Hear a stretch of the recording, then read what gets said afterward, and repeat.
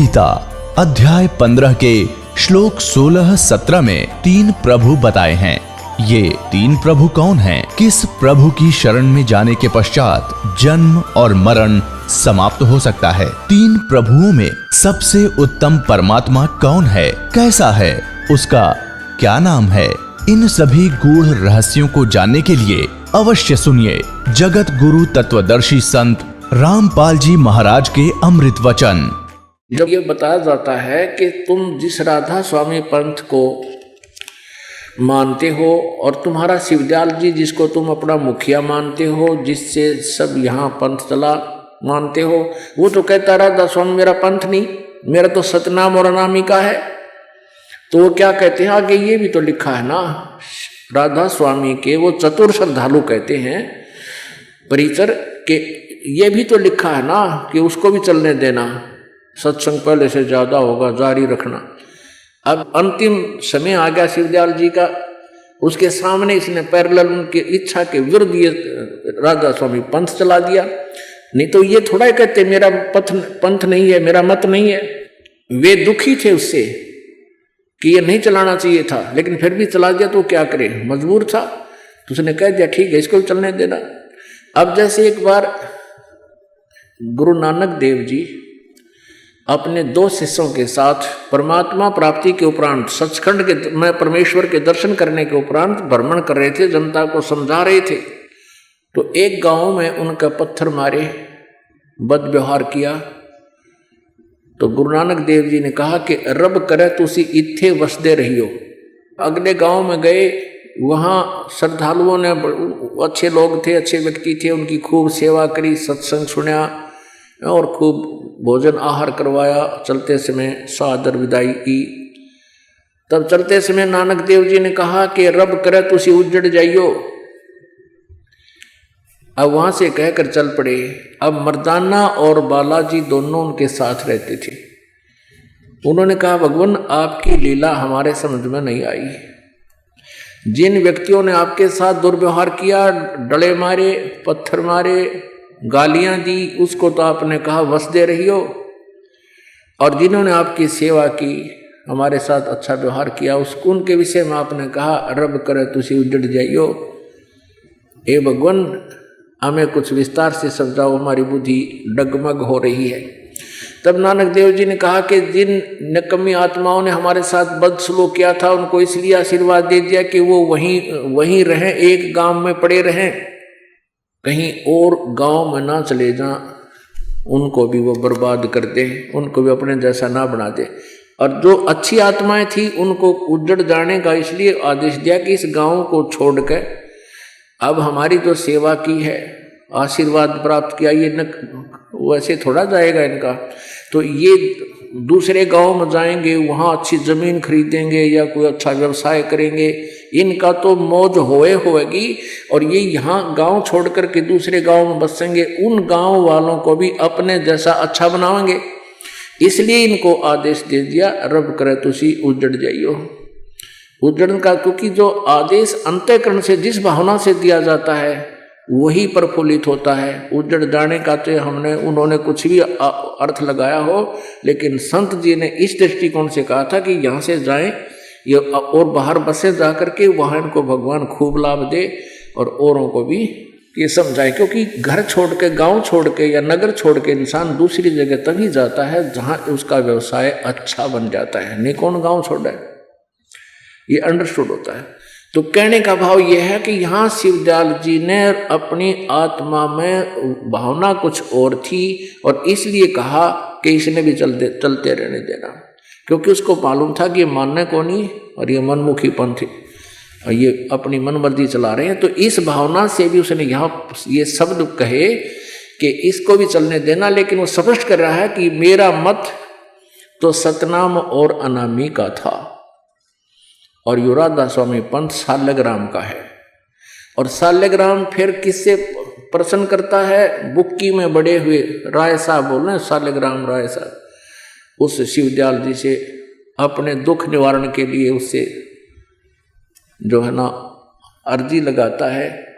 तो पुण्यात्माओं ये सारी कहानी बिगड़ी पड़ी है मानव जीवन नष्ट हो रहा है, किसी को कोई लाभ नहीं हो रहा, सबके जो है ना दुर्गतियां हो रही हैं। वहाँ साधनाएं भी कर रहे हैं राधा स्वामी, धन धन सतगुरु या जय गुरुदेव इनके पास, और किसी का कोई लाभ नहीं। पहले तो आध्यात्मिक लाभ का नाश, तो सबसे बड़ा लॉस तो ये है जो कभी किसी भी कीमत पे पूरा नहीं हो सकता। मानव जीवन बहुत ही कठिनता से प्राप्त होता है। अपने आत्मा ये स्पष्ट हो गया कि एक तो राधा स्वामी पंथ जिसको ये अपना मुखिया मानते हैं शिवदयाल जी का नहीं है। दूसरा ये स्पष्ट हो गया कि शिवदयाल जी का कोई गुरु नहीं था।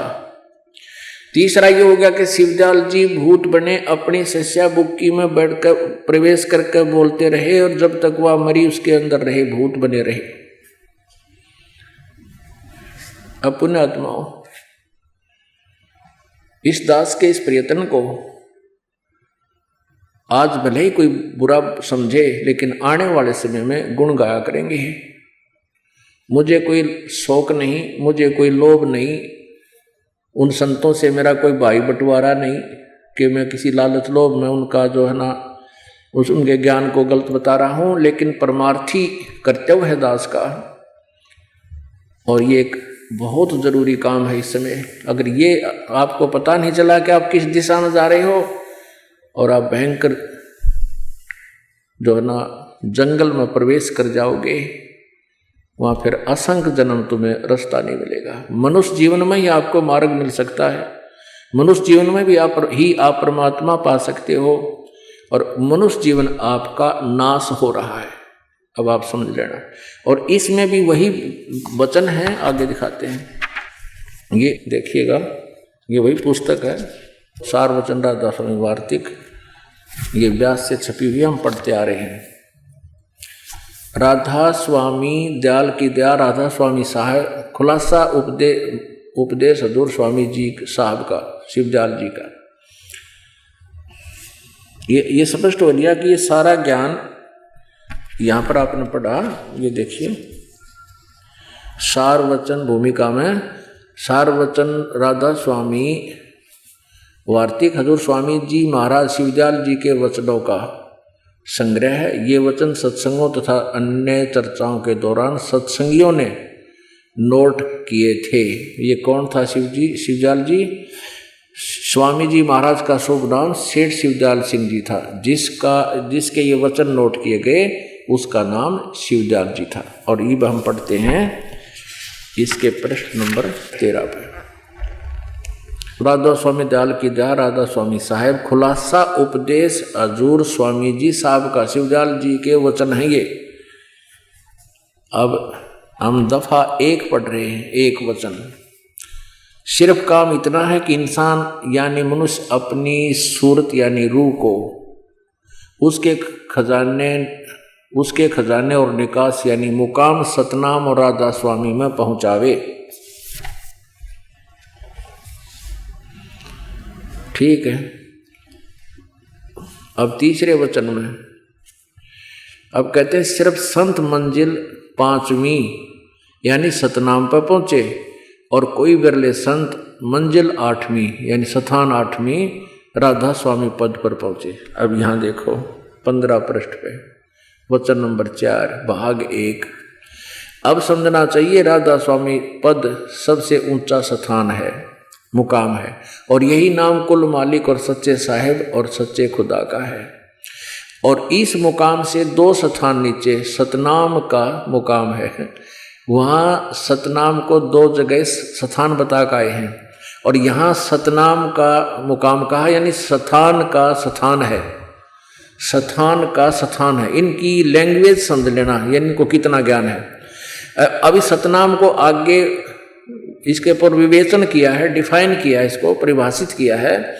अब सतनाम की जिसको संतों ने सतलोक कहा है, सतनाम को, सचखंड भी सतनाम को, सार शब्द भी सतनाम को, सत शब्द भी सतनाम को, सतनाम भी सतनाम को, और सतपुरुष भी सतनाम को करके बयान किया।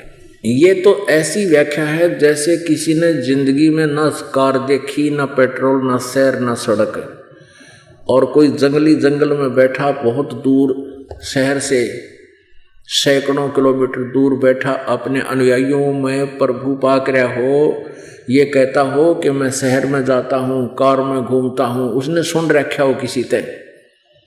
उससे कोई प्रश्न करे कि कार किसे कहते हैं, पेट्रोल किसे कहते हैं, जहाज शहर कैसा होता है, सड़क कैसी होती है, ड्राइवर कैसा होता है, वो उत्तर देवे कि कार भी ड्राइवर भी कार को कहते हैं, सड़क भी कार को ही कहते हैं, शहर भी कार को कहते हैं और पेट्रोल भी कार को ही कहते हैं। ऐसी जो थ्योरी हो, ऐसा जो वो कहता हो, ऐसा ज्ञान है इस शिवदयाल जी का। अब ये कितना सतलोक, सतनाम और सतपुरुष के बारे में जानकार है, ये आपके सामने अंडरस्टूड हुआ। फिर इसकी दुर्गति क्या हुई, आपके समक्ष हुई। ये बाकी शेष जो भोली आत्मा इसी के ऊपर आरूढ़ हैं, आंख नीचे बैठे हैं, उनको ज्ञान नहीं था। अब तो परमात्मा ने दया कर दी दास के माध्यम से। अब आंखें खोलो अपनी और जीवन बचाओ। आपने भक्ति करनी है, आप करके देखो। यहाँ परमात्मा की भक्ति, आपके घर में नारी सुख, आपके शरीर में एक नारी चेतना आवेगी और परमात्मा मिलेगा। तो पुण्यात्मा, इस प्रकार ये दास बार बार आपसे प्रार्थना करता है कि सत्य को स्वीकार करो, असत्य का परित्याग करो। अब परमात्मा कबीर जी ने आकर यथार्थ ज्ञान बताया, जिसके आधार से आपको ये दास ये ज्ञान सुना रहा है। अब परमेश्वर कबीर जी क्या कहा करते थे, वह सतलोक से चलकर आए परमात्मा और हमें याद दिलाया करते थे कि तुम यहाँ के रहने वाले नहीं हो, ये तुम्हारा स्थान नहीं है। तुम यहाँ इतना कष्ट उठा रहे हो, कोई पशु बना है, कोई पक्षी बना है, कोई कुत्ता बना है, कोई गधा बना है, और मनुष्य जीवन में कोई प्राणी सुखी नहीं है। ऐसा क्यों है? ये क्या जीवन है? आप मनुष्य जीवन प्राप्त करके भूल जाते हो, ये पशु पक्षियों के साथ ऐसी दुर्गति क्यों हो रही है? कोई दयालु भक्त होते हैं, देख लेते हैं किसी कुत्ते की टांग टूटी पड़ी है, कोई मरहम पट्टी करने वाला नहीं, सर्दी में पड़ा है, 2 क्षण के लिए वो उसकी हमदर्दी जता करके चल पड़ता है। ये नहीं सोचता कि ये पहले कभी ये मनुष्य भी रहा होगा। अब परमात्मा हमें याद दिलाते हैं कि अब तुम भूल गया उस परमात्मा की महिमा को। अन्य प्राणियों की तुलना में आप जी को इस मानव शरीर में ये झूठा सुख अधिक है। परमात्मा कहते हैं इस झूठे सुख को पाकर के आप परमात्मा से दूर हो गए, ये गलती कर दी। और जिन्होंने परमात्मा की तरफ कोई कदम रखा तो वो गलत रख लिया। आप सफर गलत कर रहे हो, आप अपने घर की तरफ चल नहीं रहे हो। जैसे अभी आपको बताइए कई पंथ, ये सब यही ज्ञान दे रहे हैं और यही नाम दे रहे हैं। कुछ एक ने चतुरता कर ली है, जैसे डेरा सच्चा सौदा सिरसा वाले धन धन सतगुरु बोलते हैं जिनको, उन्होंने 3 नाम चालू कर दिए। किसी ने प्रश्न किया इनसे बार बार कि ये तो काल के नाम है 5, क्योंकि तुलसीदास हाथरस वाले ने अपनी घटनामण में लिखा है प्रथम भाग में कि ये 5 नाम काल के जानो। तो फिर इन्होंने सोचा भी ये तो बात बिगड़ गई, क्योंकि सन 1960 में तो इसकी मृत्यु हो गई थी। एक सच्चा सौदा के प्रवर्तक श्री खेमामल सिंह जी की, और उस समय तो भोले भाले श्रद्धालु थे, छोटे मोटे कोई चमत्कार दिखाए दे उसके पीछे लग जाते थे। तो फिर इन्होंने इन 3 नाम रख दिए, अकाल मूर्त, शब्द स्वरूपी राम, सतपुरुष, कि इनसे मोक्ष होगा। अरे ये तो पर्यायवाची नाम है एक ही शक्ति के। अब उस परम शक्ति को सत्यपुरुष कहो, सतपुरुष, अकाल मूर्त कहो। सतपुरुष का अर्थ होता है जिसकी मृत्यु ना हो, सच्चा। और अकाल मूर्त भी वही है जिस देहधारी की, अकाल मूर्त, मूर्त माने साकार भगवान की, और जिसकी कभी मृत्यु ना हो, जिसका कोई काल ना हो, अकाल। और शब्द स्वरूपी राम भी अविनाशी परमात्मा को ही कहते हैं, ये उसके शब्दार्थ है, पर्यायवाची शब्द है। तो उसको तो हमने पाना है, वो वे ऑफ वर्शिप अलग है। जैसे पृथ्वी में जल है, जल कहो चाहे पानी कहो चाहे नीर कहो, अब जल पानी नीर जल पानी नीर जल पानी नीर कहते रहो, जल प्राप्त नहीं होगा। जमीन से वो जल पानी नीर प्राप्त करने की का प्रोसीजर अलग है। जैसे हैंडपंप लगाना पड़ेगा या ट्यूबवेल लगाना पड़ेगा, तो हैंडपंप लगाना प्रारंभ किया तो उसके लिए प्रोसीजर अलग है। पाइप चाहिए, बोकी, और उसमें नीचे बोर करते चले जाइए और फिर वो जल मिलेगा। हैंडपंप लगाया जाएगा तो वो जल पानी नीर तो पाना है हमने। अकाल मूर्त शब्द स्वरूपी राम ये सतपुरुष तो पाना है, इसको तो खोजना है। कैसे मिलेगा? वो मिलेगा 3 नाम के मंत्र से। ये अकाल मूर्त शब्द स्वरूपी राम सतपुरुष ये नहीं, ये भी 3 है नकली। ये तो नाम है परमात्मा के, उपमात्मक नाम है।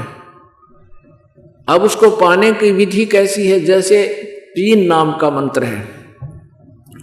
श्रीमद् भगवत गीता अध्याय नंबर 17 के श्लोक नंबर 23 में कहा है, ओम तत्सत इति निर्देशः ब्रह्मणः त्रिविध समर्थः।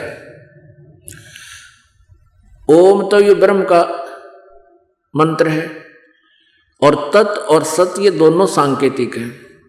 ये तत् तो परब्रह्म का यानी अक्षर पुरुष का मंत्र है, और सत ये परम अक्षर ब्रह्म यानी सत्य पुरुष पूर्ण परमात्मा का मंत्र है। इन तीनों मंत्रों का जाप करना होगा। ओम और ये तत्सांकेतिक जो दास बताएगा वो गुप्त मंत्र है। इन दोनों के मिल जाने से ओम और तत् मिलकर ये सतनाम बनता है 2 अक्षर का। और ये इसके जाप से क्या होगा? जैसे आप जी ने हैंडपंप लगाना है तो बोकी शुरू कर दी और पाइप लोअरिंग कर रहे हो, साथ के साथ पाइप नीचे ले जा रहे हो, ये प्रोसीजर है जल प्राप्त करने का। तो ये सतनाम का सेवन श्वास और श्वास से करना होगा।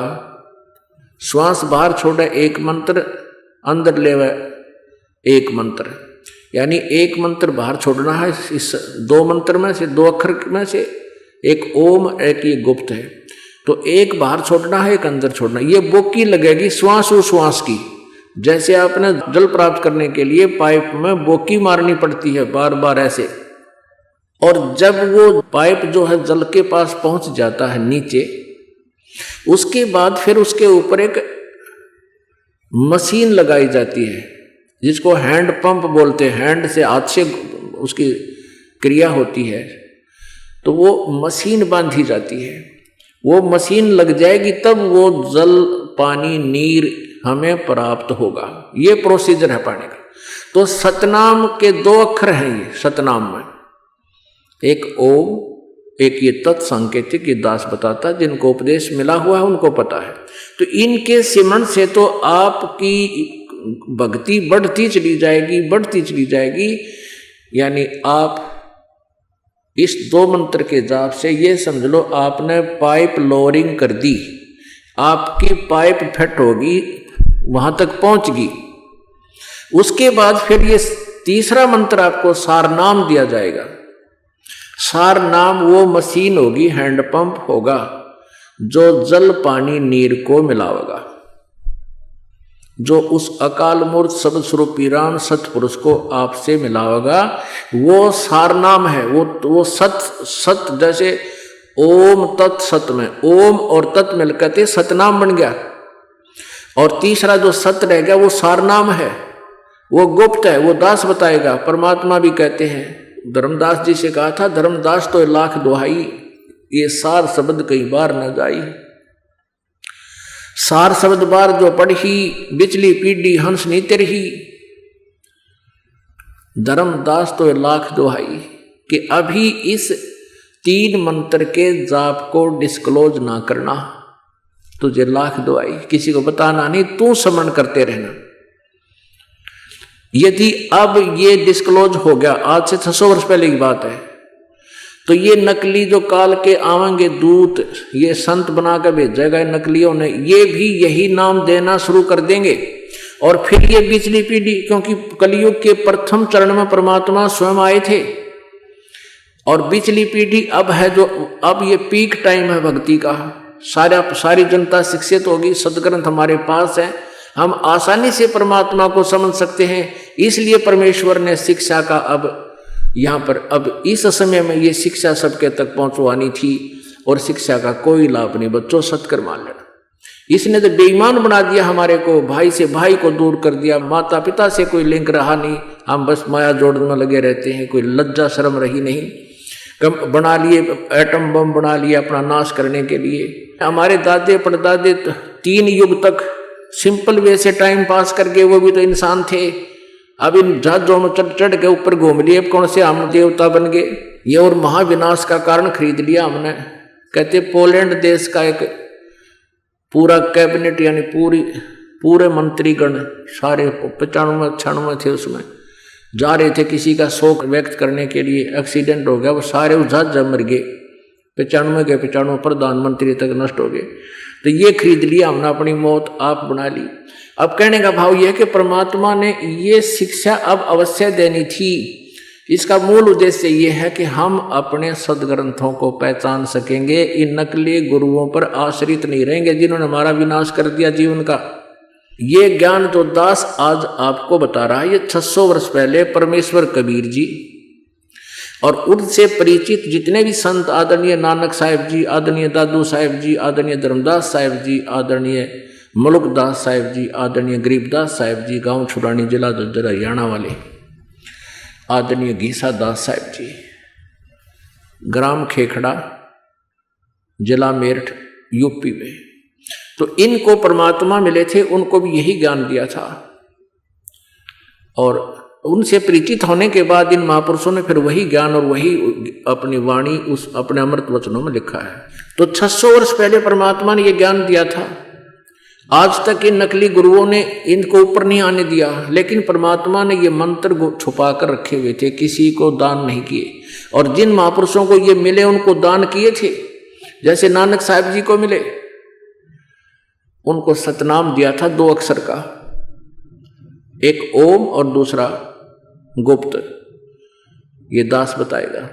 तो इन दोनों मंत्रों का जाप नानक साहिब जी स्वयं तो करते थे, लेकिन सिख समाज को नहीं दिया, परमात्मा का आदेश था।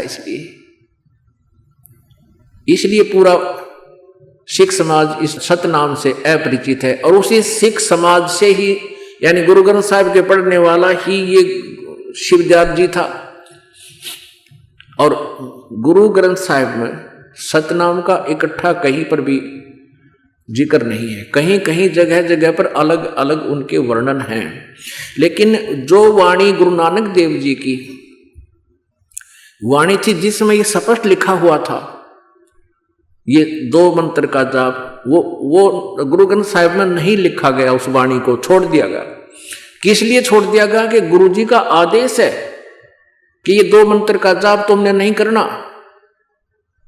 और कहीं ऐसा ना हो कि यदि गुरु ग्रंथ साहिब में वो वाणी लिख दी जाती जो 2 मंत्र का जाप है, और संग्रहकर्ताओं ने, उन संतों ने सोचा ये दृष्टिकोण से कि कहीं इसमें लिख दी गई है तो आने वाले समय में हमारा सिख समाज इस मंत्र का जाप ना कर ले, क्योंकि गुरु जी का इसमें मना है, मनाही कर रखी गुरुदेव नानक जी ने कि तुमने ये नाम जाप नहीं करना, क्योंकि परमात्मा ने आदेश दिया था उनको कि अब ये डिस्क्लोज नहीं करना। अब आपको दिखाते थोड़ा रहस्य। परमेश्वर कबीर जी का ये आदेश 600 वर्ष पहले कबीर सागर जी में लिपिबद्ध है कि धर्मदास तो लाख दोहाई, ये सार शब्द कई बार ना जाई, सार शब्द बार जो पढ़ी, बिचली पीढ़ी हंस नीत रही। इसी प्रकार ये, क्योंकि सतनाम को भी मना कर दिया था परमात्मा ने, सारनाम का तो जिक्र नहीं करना था, सतनाम के लिए कहा तुम स्वयं जाप कर सकते हो, अपने अनुयायियों को नहीं देना, उनको केवल 5 नाम दान करना। 5 नाम कौन से दान करने थे? जो दास आपको बताता है इन कमलों के हैं, मूल कमल के, फिर स्वाद कमल के, नाभि कमल के, हृदय कमल, कंठ कमल के, ये 5 नाम ही देने। इन 5 नामों के जाप से क्या होता रहा? आप जी को मनुष्य जीवन मिलता रहा अभी तक, और आप पहुंच गए अब पीक टाइम पे। उस समय परमात्मा या संत जो जिससे आप संबंधित हैं, अब उनके अनुयायी जैसे सिख समाज है, ये नानक साहिब जी के अनुयायी हैं, और नानक साहिब जी को परमात्मा ने कहा था कि आप इनको ज्ञान यज्ञ और धर्म यज्ञ तक सीमित कर दो, तो ज्ञान यज्ञ और धर्म यज्ञ से भी बहुत पुण्य मिलता रहता है। उस पुण्य के आधार से आपको ये मनुष्य जीवन मिलता रहा, और जिस कारण से आज आप परमात्मा के इस पीक टाइम पर आगे पाने के समय में। और ऐसे कबीर साहब आए थे जब उसमें परमात्मा ने 5 नाम दान करने को कहा था धर्मदास को, और वो 5 नाम ये दूसरे हैं, ये नहीं है ओंकार अरंकार ज्योत निरंजन, ये नहीं है। वो 5 नाम न्यारे हैं जो आपको प्रथम मंत्र रूप में दिए जाते हैं, जिसमें 7 मंत्र हैं, प्रथम और लास्ट वाला ये तो परमात्मा का अलग से मंत्र है। और ये बीच के 5 नाम देते थे पहले, ये भी अब शुरू करवाया परमेश्वर ने, ये 7 नाम देना नहीं, पहले 5 नाम देते थे। परमेश्वर ने इन अपनी प्यारी आत्माओं को, जिनको उन्होंने साक्षात्कार करवाया, अपना सतलोक सचखंड दिखाया, उनको मना कर दिया था कि सत नाम भी अभी सार्वजनिक नहीं करना। इसका प्रमाण देने के लिए कि सचमुच ऐसा ही है, ये भी लीला आपको दिखाते परमेश्वर की। गुरु नानक देव जी के मुख से एक बार ये उच्चारण हो गया था और उसको उनके अनुयायी जाप करने लग गया था। फिर नानक जी ने उसको सख्ती से मना कर दिया कि ये नहीं जपना तुम्हें। अभी दिखाते हैं, ये देखिएगा जन्म साखी सब तो वड्डी भाई बाले वाली जन्म साखी doctor Jawahar Singh Kripal Singh and company. ई जन्म साखी अज तक छप चुकिया नालों वड्डी है, सब तो वड्डी ते पुरातन है पुरानी, भाई बाले वाली साखी जन्म साखी। श्री गुरु नानक देव जी दी पंजे साहिब दी साखी दे ते 10 पातशाह दे जीवन समेत। ये है मुकम्मल साखियां हन प्रकाशक doctor Jawahar Singh Kripal Singh and company, पुस्तकां वाली गली नंबर 8 बाबा रामानंद अमृतसर। ये है यहाँ के। अब इसके ये देखिएगा 547 पृष्ठ, समंदर दी साखी। ये समंदर दी साखी है, जन्म साखी में एक अध्याय है। यहाँ से पढ़ते हैं। बाला संधु उवाच, ये बालाजी थे, संधु इनका गोत्र था। बाला संधु उवाच, जैसे गीता में उवाच है ना, ऐसे इन्होंने उवाच लिखा है। अंगद देव जी को बता रहे हैं जो नानक जी के बाद तुरंत उत्तराधिकारी थे। तो बालाजी और मर्दाना जी नानक साहिब के साथ अधिकतर रहते थे। अब अंगद देव जी पूछ रहे हैं बाला और मर्दाना थे। बालाजी बता रहे हैं पूरी पिछली जो अपनी बीती। बाला संधु वाच ताते हे गुरु अंगद जी, जद गुरु नानक जी अते अजीते, गुरु नानक जी अजीते पासों विद्या होए ता मर्दा ने किहा सच्चे पातशाह जी असा समंदर ता देखिया पर लंका ना देखी, जिथे रामचंद्र जी चढ़ाई कीती है। ता गुरु नानक जी किहा चलो भाई बाला ते मर्दाना, तुहानू रंज नहीं करना, अखी मीटो, जा अखी मीट के यानी आँख मीच के खोलियां ता समंदर दे कंडे जाई खड़े होए ते आखण लगे बाला ते मर्दाना मेरे। गुरुजी ने कहा मर्दान बाला ते मर्दाना मेरे पीछे पीछे चले आओ, मुखों वाहेगुरु वाहेगुरु कर दे आओ। ते आगे आगे गुरुजी और तुर पे जैसे धरती ऊपर तुरदे सन, उसे तरह समंदर ऊपर तुर पे जा चले जावण। ते पीछे बाला ते मर्दाना जावण। ता मर्दाने विचार कीती कि गुरु नानक देव जी ओम सोहम जपदे जांदे हन। ता मर्दाना वी ओम सोहम लग्या जपण ते लग्या गोते खावण ता गुरु नानक जी देखण ता मर्दाना गोते खांदा है ता गुरु जी कहा मर्दाना गुरु जी दी करनी वल नहीं देखना गुरु दे वचना पर चलना चाहिए तू मर्दाना ओ है आख जे असा आख्या है ता मर्दाना लग्या फिर वाहे गुरु कहन ता फिर जल ऊपर उसी तरह तुरन लगा।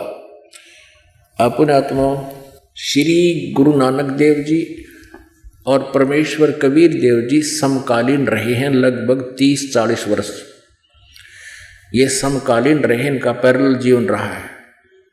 उस दौरान परमात्मा इनको बेई नदी पर मिले थे, सचखंड लेकर गए, इनके शरीर को अदृश्य कर दिया था, बेई नदी में छलांग लगवा के इनको बाहर निकाल लिया था और अदृश्य कर दिया था अपनी शक्ति से, और इनके शरीर को कहीं बाहर एकांत स्थान पर रखकर सुरक्षित रखकर चले गए। 3 दिन तक ये ऊपर रहे, इनकी आत्मा को लेकर गए, सचखंड दिखाया, सतलोक दिखा करके वापस छोड़ दिया था।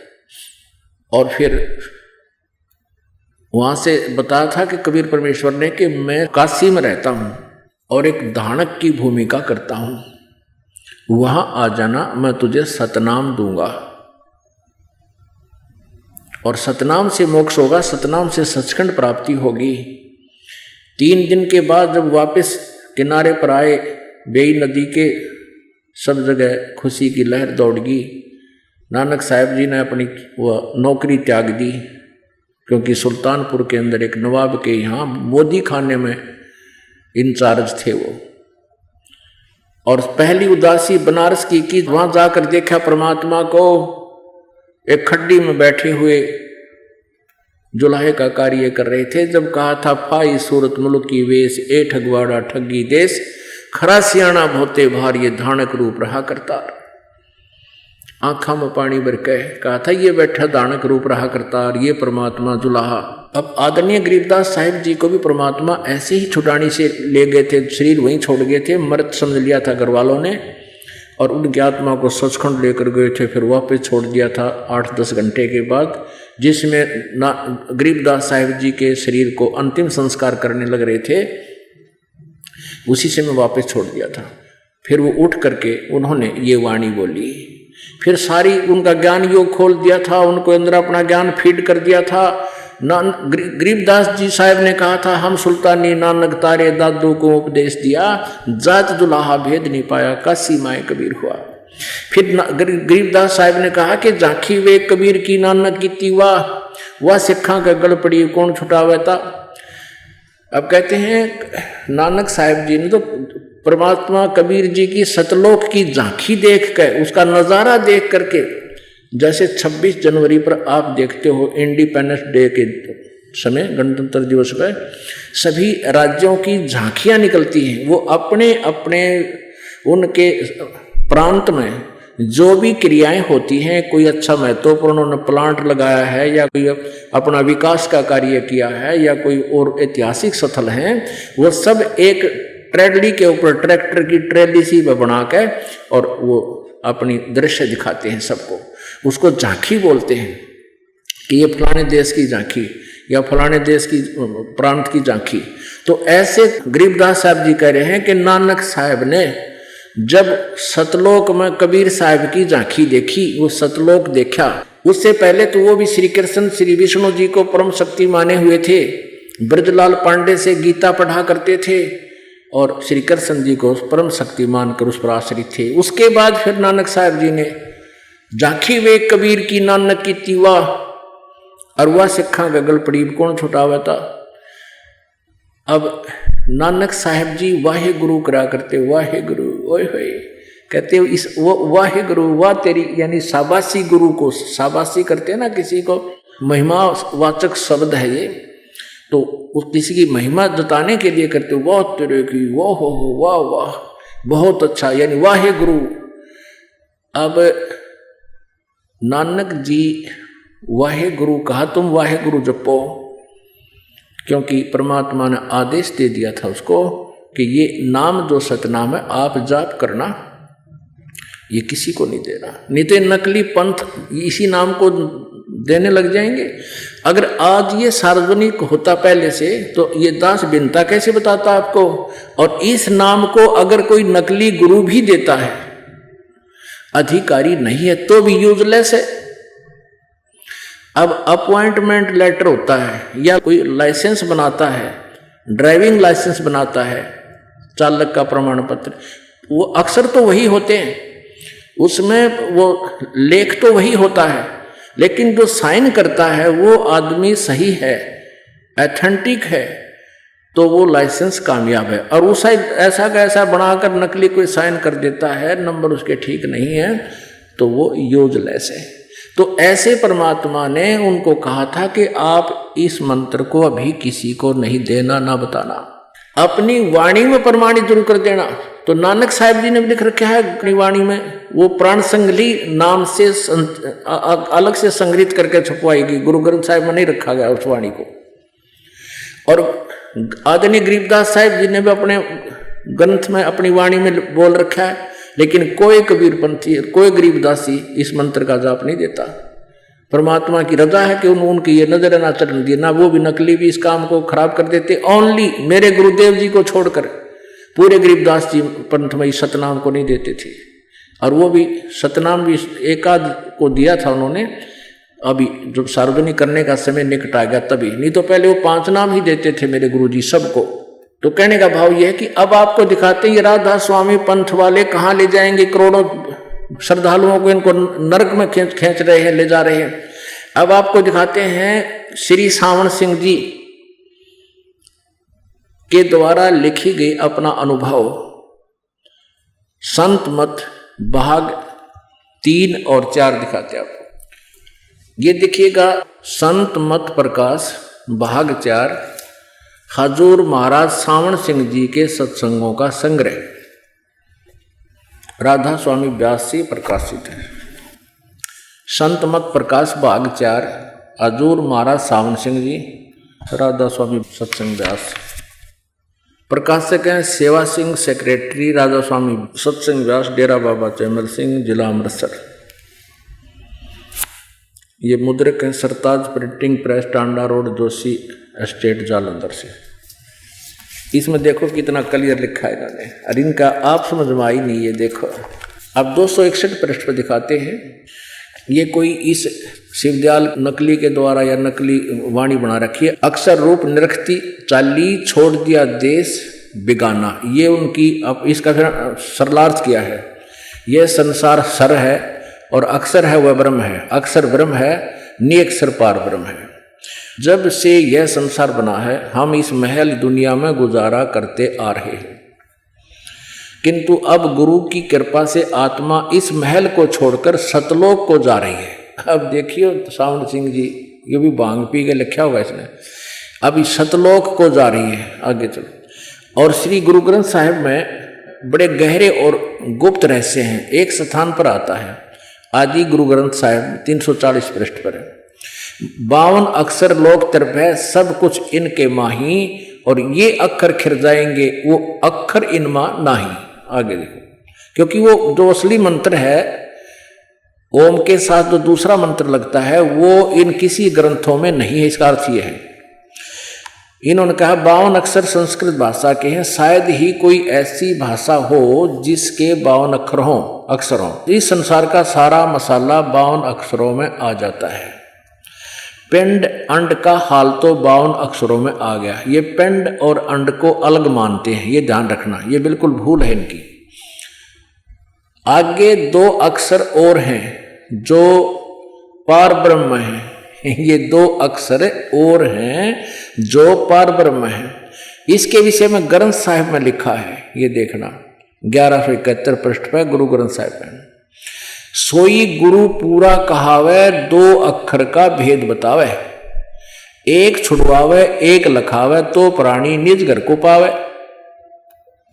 फिर जे तू पढ़ा पंडित बिन 2 अक्षर 2 नामा, दो अक्षर दो नाम नहीं तेरे पास हैं, तो पर्णवत नानक एक लंघावे जे कर सत समावा। ये 1170 पृष्ठ पे। अपने आत्माओं, अब गुरु नानक देव जी ने गुरु ग्रंथ साहिब में संकेत कर दिए हैं कि 2 अक्षर का नाम है जिससे मुक्ति होगी, और एक छुड़ावेगा और एक लखावेगा, और इनसे अलग एक और है सार शब्द जो कि परमात्मा मिलावेगा। तो यहां आपको दिखाते हैं इसमें क्या कहा है, सोए गुरु पूरा कहावे जो 2 अक्षर का भेद बतावे। और ये नकली गुरु सावन सिंह जी कह रहे हो तो पार ब्रह्म में मिल लेंगे 2 अक्षर अग पार ब्रह्म में, और ये कह रहे हो कि तो बतावेगा अभी प्रेजेंट में बतावेगा। अब फिर देखिएगा किसी मूर्ख बना रहे कितनों को। 261 पृष्ठ पर पढ़ रहे हैं हमें संत मत भाग प्रकाश का।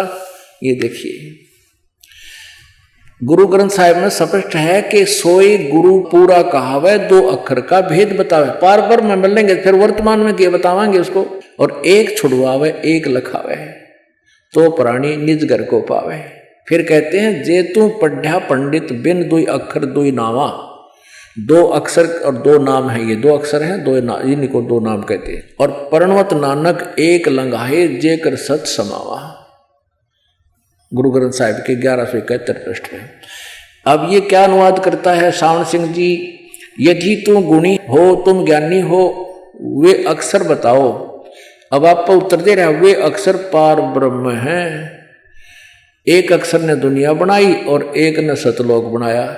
देखिए मन गणत बकवाद के रखिए। यही कबीर साहब कहते हैं, कहे कबीर अक्षर 2 भाख होएगा खसम तो लेगा राख।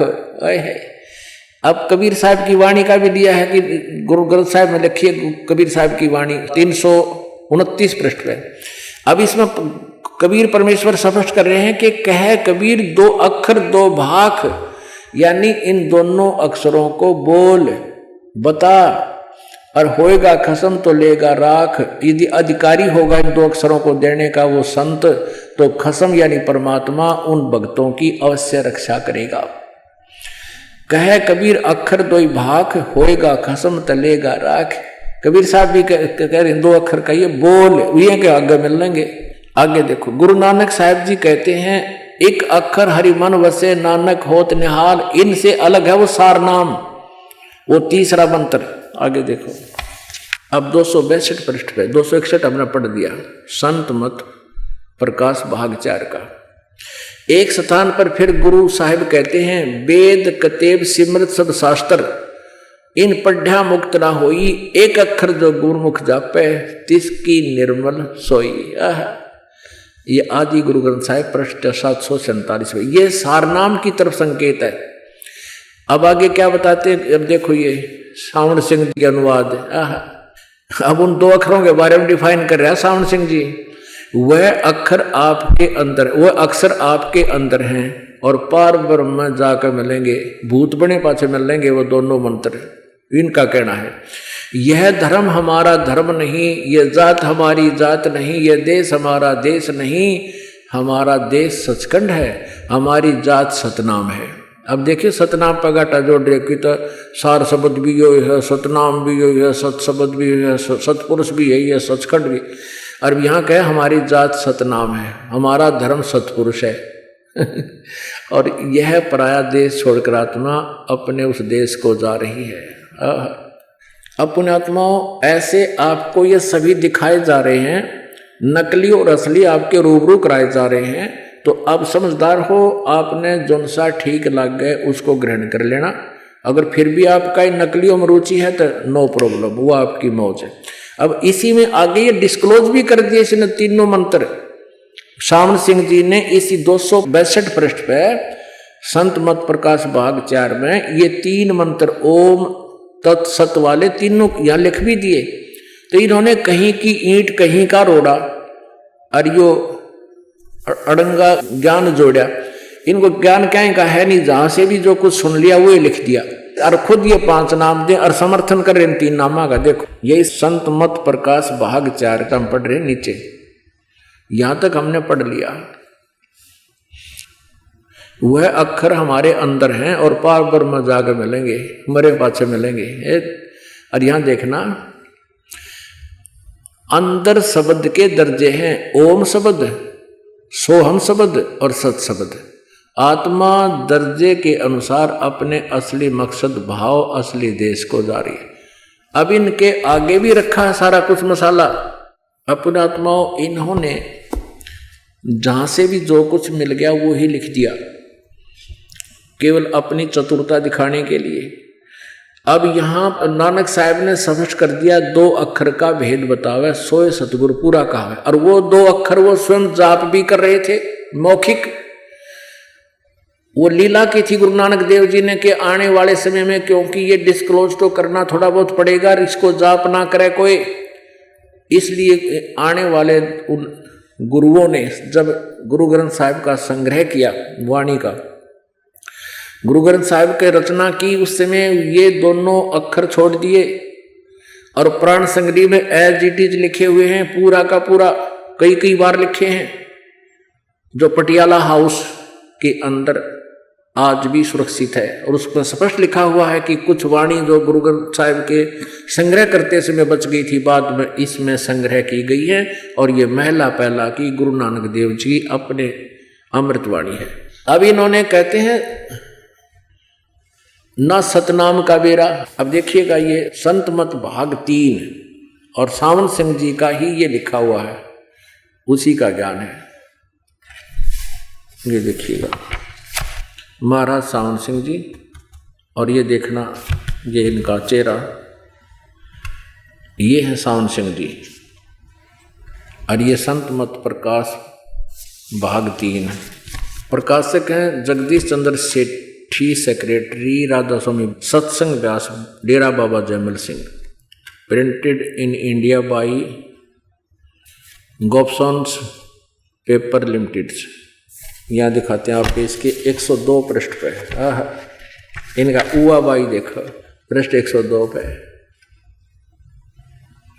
संत मत भाग 3, प्रकाश भाग 3। यहाँ देखिएगा, सतपुरुष सतनाम कहाई, सतलोक निज पाया आई। सतपुरुष को सतनाम कहते हैं, ये यहाँ देख कितना स्पष्ट लिख रहे हैं। और सतलोक निज पाया आई, ये वाणी शिवदयाल जी की है।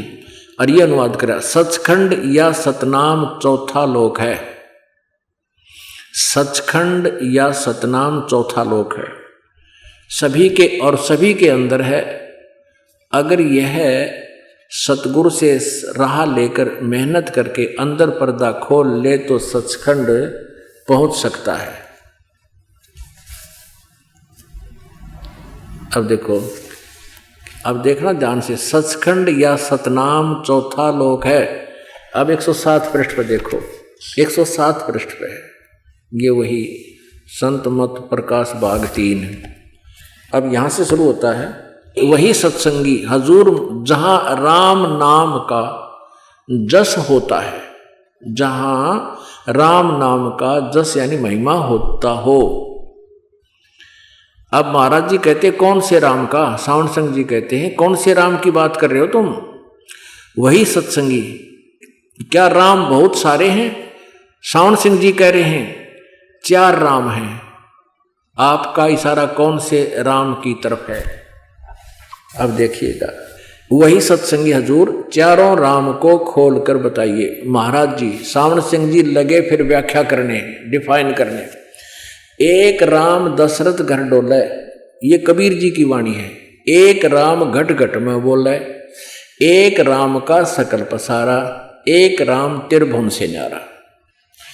अब यहाँ सावन सिंह जी कह रहे हैं पहला राम राजा दशरथ के बेटे जो त्रेता युग में हुए अवतार थे।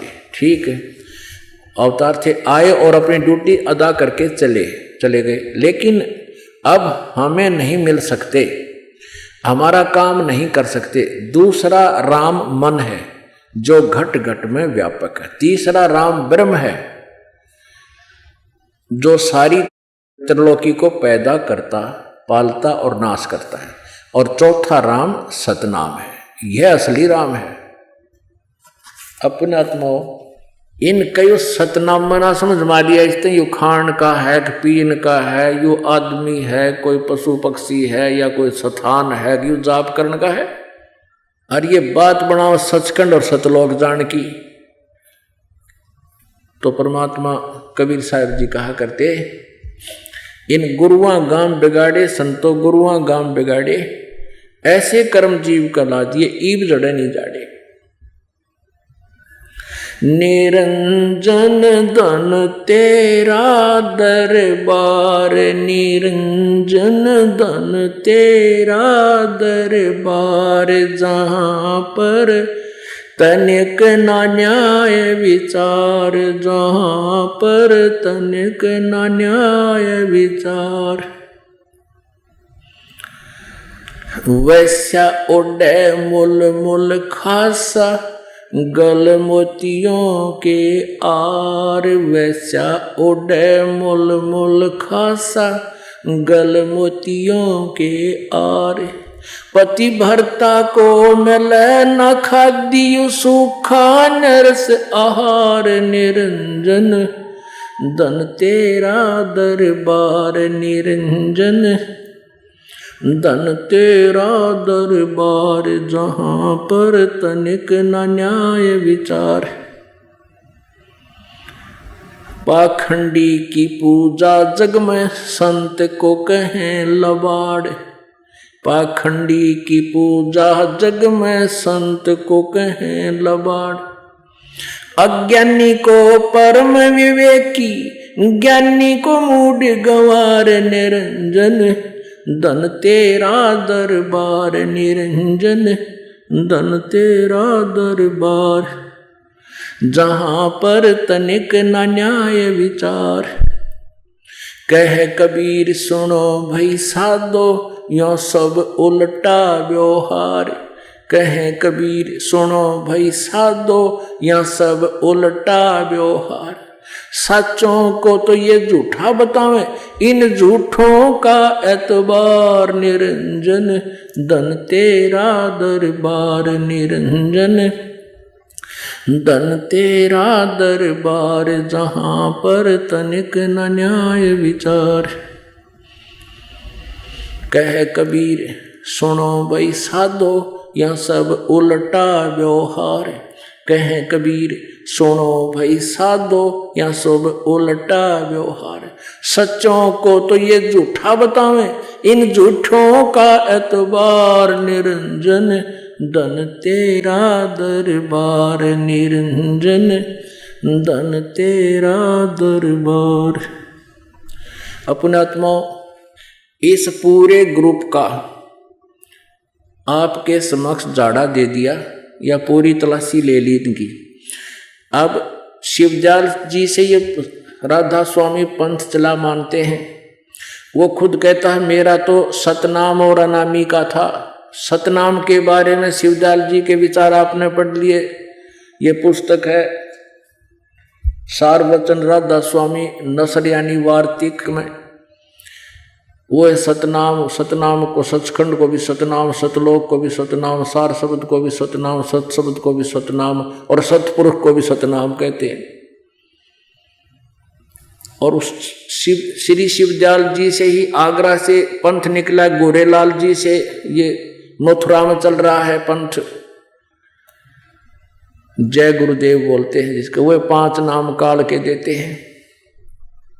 उसी आगरा से ही निकला है एक दनौद के अंदर ताराचंद जी ने चला रखा है, वही राधा स्वामी। वो और चतुरता दिखाते हैं। 5 नाम तो कहते हैं तो आगे चल के धुना के धुन है ना, वो पहचान बताई है। और राधा स्वामी यो असली सार शब्द है, राधा स्वामी ने कहा सार शब्द। और ये कौन थी राधा? इसकी पत्नी थी, शिवदयाल जी की पत्नी थी राधा। यहां दिखाते हैं आपको। ये प्रताप सिंह शिवदयाल जी का छोटा भाई, उसको राधा कहता था अपनी भाभी को। उसका असली नाम नारायण देवी था।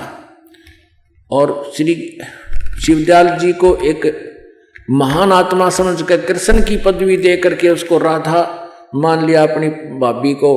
और अपने भाई को राधा स्वामी कहने लगा, जैसे उमा स्वामी श्री शिव जी की जहाँ उपमा चल रही हो और वहाँ लिखा जावे उमा स्वामी, तो अंडरस्टूड होता है कि शिव जी की तरफ से ये महिमा शिव जी की गाई जा रही है।